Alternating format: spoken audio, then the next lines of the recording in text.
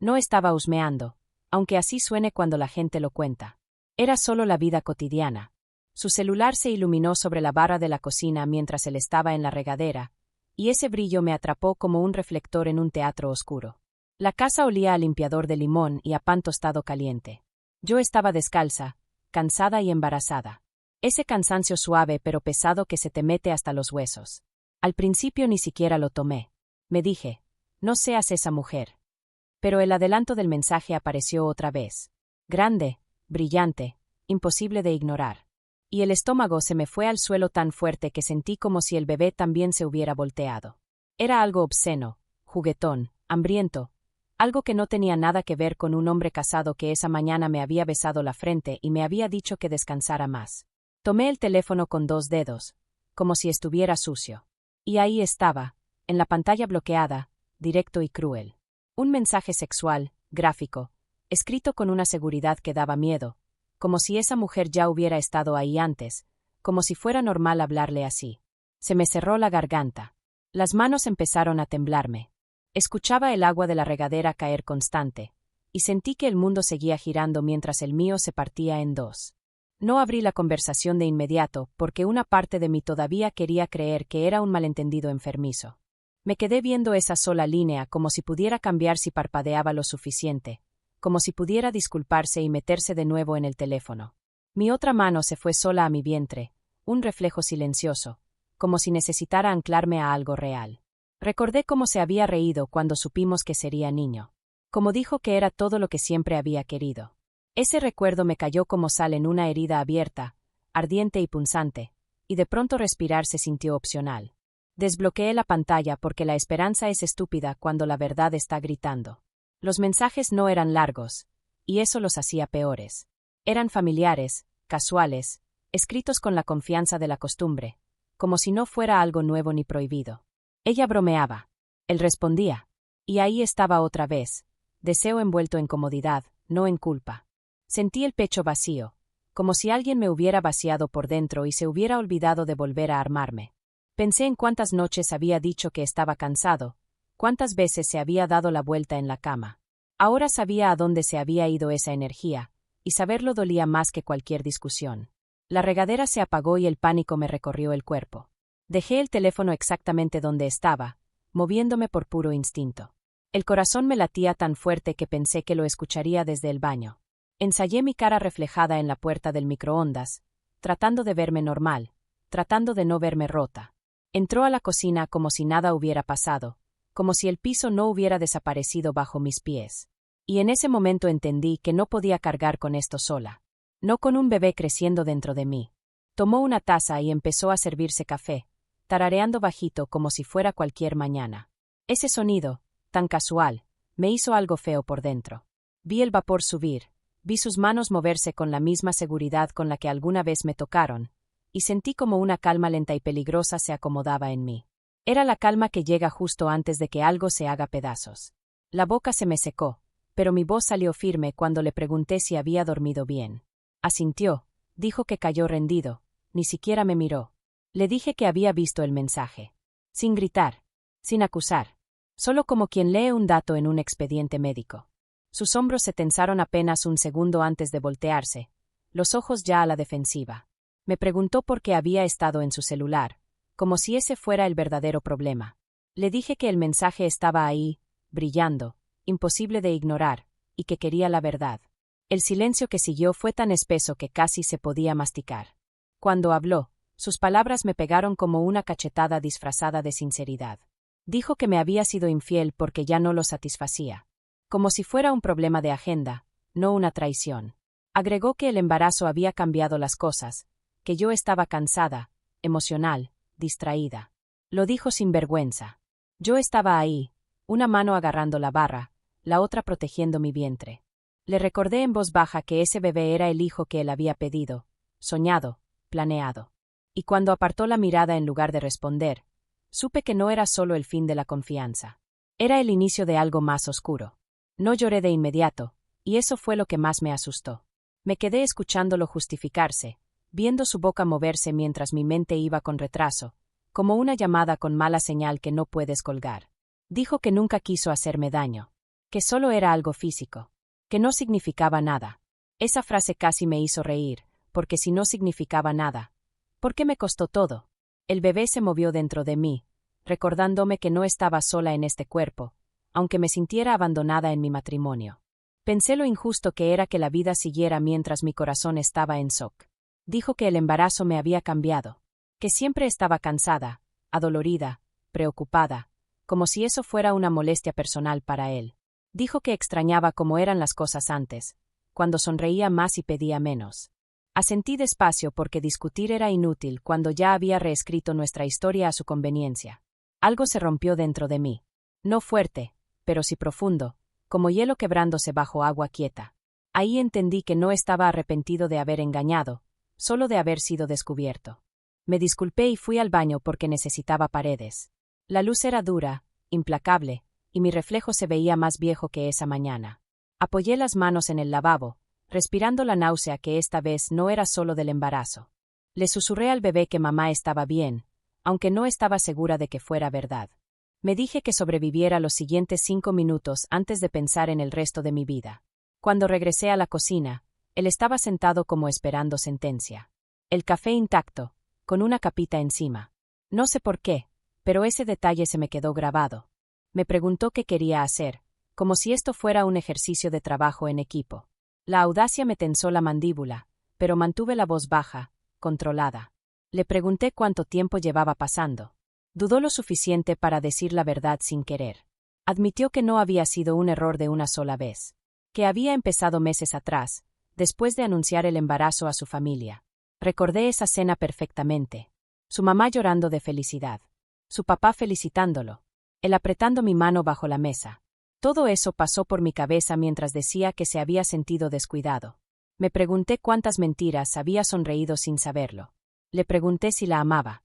Se burló. Dijo que el amor no tenía nada que ver, que solo quería sentirse deseado otra vez. Eso dolió más que un sí. Pensé en cuántas veces lo tranquilicé durante este embarazo, diciéndole que importaba, que era suficiente. No lo fue para él, pero sí fue suficiente para que yo fuera fiel. Cuando dijo que podíamos superarlo, que la gente sobrevivía a cosas peores, que yo estaba exagerando por las hormonas, algo dentro de mí se cerró para siempre. Le dije con calma que la traición no desaparece solo porque ocurre durante un embarazo, que mientras él se sentía querido en otro lado, yo estaba construyendo una vida con mi cuerpo. Esa noche me acosté a su lado mirando el techo mientras él se dormía como si nada. Conté los movimientos del bebé, y entendí que ya no estaba decidiendo qué tipo de esposa sería. Estaba decidiendo qué tipo de madre. Y en esa oscuridad, empezó a formarse una determinación silenciosa, paciente y peligrosa. Ese profesionalismo se sintió como una validación que no sabía que necesitaba.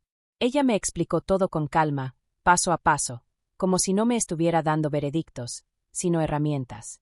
Custodia, finanzas, documentación, palabras que antes me parecían abstractas de pronto tenían peso real. Me recordó que el embarazo no me hacía débil ante la ley, al contrario, me colocaba bajo protección. Salí de ahí con una carpeta bajo el brazo, y una sensación extraña de alivio vibrando debajo de las costillas. Por primera vez desde que ese mensaje iluminó su celular, me sentí informada en lugar de sorprendida. El conocimiento no borró el dolor, pero le puso límites. En casa, él estaba inusualmente atento. Se ofrecía a cocinar, preguntaba por mi espalda, mis pies, el bebé. Yo lo observaba interpretar su papel, preguntándome si la culpa por fin lo había alcanzado o si simplemente el miedo estaba empezando a ponerse al corriente. Hablaba del futuro, de colores para el cuarto del bebé, de nombres, de planes de fin de semana, como si nada estuviera roto. Yo asentía, sonreía cuando era esperado, y guardaba cada palabra. Él creyó que esa suavidad significaba que el perdón estaba cerca. Lo que no sabía era que yo ya tenía un pie fuera de la vida que él daba por segura. Empecé a hacer algo que nunca esperó, darle la razón. Cuando hablaba de querer estar más presente, decía que sonaba bien. Cuando se disculpaba de forma vaga y cuidadosa, aceptaba sin presionar. Esa versión mía lo relajó, le hizo creer que la tormenta había pasado. Mientras tanto, yo documentaba todo en silencio. Fechas, comentarios, patrones, ausencias. Aprendí lo fácil que es que te subestimen cuando dejas de reaccionar. Por las noches, cuando creía que yo dormía, escribía notas en el celular y me enviaba copias por correo. Guardaba capturas de pantalla, estados de cuenta, y ese mensaje original que nunca pude borrar de mi memoria. Cada toque en la pantalla era deliberado, controlado, nada parecido al caos que él asumía que llevaba dentro. No estaba acumulando pruebas por rencor. Estaba construyendo estructura donde la confianza se había derrumbado. Me disculpé y fui al baño porque necesitaba paredes. La luz era dura, implacable, y mi reflejo se veía más viejo que esa mañana. Apoyé las manos en el lavabo, respirando la náusea que esta vez no era solo del embarazo. Le susurré al bebé que mamá estaba bien, aunque no estaba segura de que fuera verdad. Me dije que sobreviviera los siguientes 5 minutos antes de pensar en el resto de mi vida. Cuando regresé a la cocina, él estaba sentado como esperando sentencia. El café intacto, con una capita encima. No sé por qué, pero ese detalle se me quedó grabado. Me preguntó qué quería hacer, como si esto fuera un ejercicio de trabajo en equipo. La audacia me tensó la mandíbula, pero mantuve la voz baja, controlada. Le pregunté cuánto tiempo llevaba pasando. Dudó lo suficiente para decir la verdad sin querer. Admitió que no había sido un error de una sola vez, que había empezado meses atrás, después de anunciar el embarazo a su familia.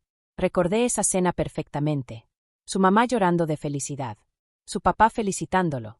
Él apretando mi mano bajo la mesa. Todo eso pasó por mi cabeza mientras decía que se había sentido descuidado. Me pregunté cuántas mentiras había sonreído sin saberlo. Le pregunté si la amaba. Se burló. Dijo que el amor no tenía nada que ver, que solo quería sentirse deseado otra vez. Eso dolió más que un sí. Pensé en cuántas veces lo tranquilicé durante este embarazo, diciéndole que importaba, que era suficiente. No lo fue para él, pero sí fue suficiente para que yo fuera fiel. Cuando dijo que podíamos superarlo, que la gente sobrevivía a cosas peores, que yo estaba exagerando por las hormonas, algo dentro de mí se cerró para siempre. Le dije con calma que la traición no desaparece solo porque ocurre durante un embarazo, que mientras él se sentía querido en otro lado, yo estaba construyendo una vida con mi cuerpo. Esa noche me acosté a su lado mirando el techo mientras él se dormía como si nada. Conté los movimientos del bebé, y entendí que ya no estaba decidiendo qué tipo de esposa sería. Estaba decidiendo qué tipo de madre. Y en esa oscuridad, empezó a formarse una determinación silenciosa, paciente y peligrosa. Ese profesionalismo se sintió como una validación que no sabía que necesitaba. Ella me explicó todo con calma, paso a paso, como si no me estuviera dando veredictos, sino herramientas. Custodia, finanzas, documentación, palabras que antes me parecían abstractas de pronto tenían peso real. Me recordó que el embarazo no me hacía débil ante la ley, al contrario, me colocaba bajo protección. Salí de ahí con una carpeta bajo el brazo, y una sensación extraña de alivio vibrando debajo de las costillas. Por primera vez desde que ese mensaje iluminó su celular, me sentí informada en lugar de sorprendida. El conocimiento no borró el dolor, pero le puso límites. En casa, él estaba inusualmente atento. Se ofrecía a cocinar, preguntaba por mi espalda, mis pies, el bebé. Yo lo observaba interpretar su papel, preguntándome si la culpa por fin lo había alcanzado o si simplemente el miedo estaba empezando a ponerse al corriente. Hablaba del futuro, de colores para el cuarto del bebé, de nombres, de planes de fin de semana, como si nada estuviera roto. Yo asentía, sonreía cuando era esperado, y guardaba cada palabra. Él creyó que esa suavidad significaba que el perdón estaba cerca. Lo que no sabía era que yo ya tenía un pie fuera de la vida que él daba por segura. Empecé a hacer algo que nunca esperó, darle la razón. Cuando hablaba de querer estar más presente, decía que sonaba bien. Cuando se disculpaba de forma vaga y cuidadosa, aceptaba sin presionar. Esa versión mía lo relajó, le hizo creer que la tormenta había pasado.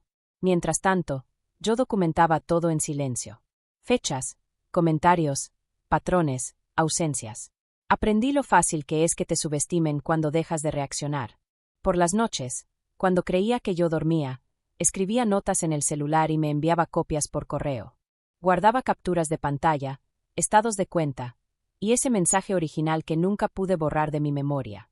Cada toque en la pantalla era deliberado, controlado, nada parecido al caos que él asumía que llevaba dentro. No estaba acumulando pruebas por rencor. Estaba construyendo estructura donde la confianza se había derrumbado.